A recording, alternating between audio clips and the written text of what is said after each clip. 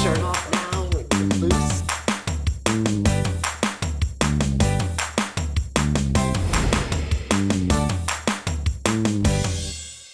A bad song could kill your dance floor.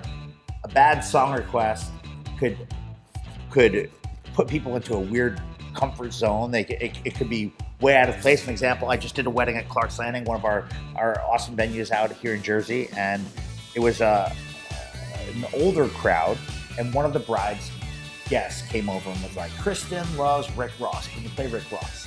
Right. If I played Rick Ross, half of the room would have probably left. Sure. Not that Rick Ross wouldn't work, it just wasn't appropriate for that event. They were older, and I don't know. I think a bad request can totally disrupt the foundation of what you're trying. But you're right though, sometimes people have great requests and you might not play the next couple of songs, or maybe you will. It could fit the vibe that's going on right now. Again, it's all about reading the crowd and reading who's out there.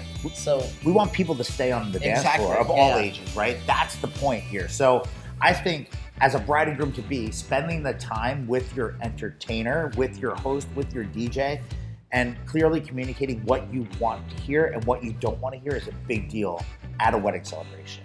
At SCE, we ask people for their must plays. We ask people for their play if possible. Right. We also ask them for their do not even think about playing, right? Don't play. You can give us a list of 10 pages of music. You can give us kind of like the generics. We want rock, Motown, I love what's on the radio today, whatever. sure. Super generic. And then you know where to go. Like we know where to go once we get into that genre. Now talk about, let's say a couple, I can't think of my first dance song. Can you help us with some parent songs, introductions? How do you guys go about that? So there's a lot of resources available online for people. I think the first dance is probably the most challenging song as an entertainment professional to help influence. The reason being is that song is something that's going to stay with that couple for eternity, right? Anytime you think, hey, what was your wedding song? On your 30th wedding anniversary, you're going to look back and did that one-hit wonder back in 2017 or 16 matter to you? Was it that important? My candid consulting to my couples would be, think of like songs when you first got together. Think of songs that actually tell your story. Think of songs that actually mean something to you. Or go something more timeless, something that's going to be a forever song, right?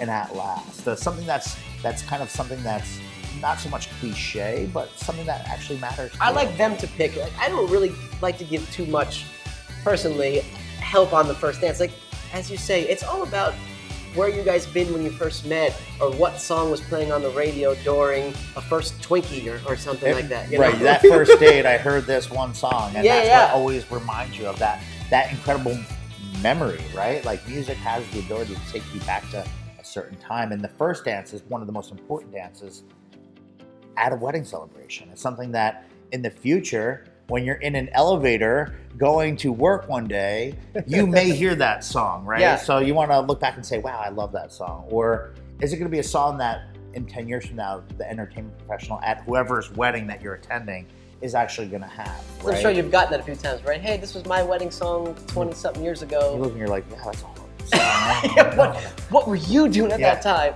But the thing is, I think it just should mean something to you guys. I also think people kind of think too much in their heads, like, oh, is it overplayed? Who cares? If that song means something to you, the song has to fit your relationship, your vision, your style, your wedding. That's what it's all about. So the first dance is probably one of the most difficult ones to kind of consult on. There are some incredible website tools available. So if you Google first dance or wedding first dance, you can find some things that not only have the actual song for you to kind of preview, but it also allows you to read the wording, because I feel like the underlying message is a big part of your first dance. Right. Most people don't look into the granularity of every single word that's played. It'd be impossible. Every song can inappropriately talk about something. Right, you can relate it to anything, right? So it just has to matter for you in your relationship, in your world, at that time. That's what I think really matters. And that point is awesome. I support that. It's so cool. Find something that means something to you that's important, that's going to maybe give you the chills, or you're going to look back on it, or you're in an elevator and you hear that song. That's our wedding song. I think when you start talking about wedding entertainment in general, not just for the first dance, but for the entire experience, it's super important that brides and grooms never settle for what just is. And they really take the time to detail what's important to them, and they really do whatever they can to ultra personalize the experience. I think that's a big deal. At least it's a huge deal for us here at SCE.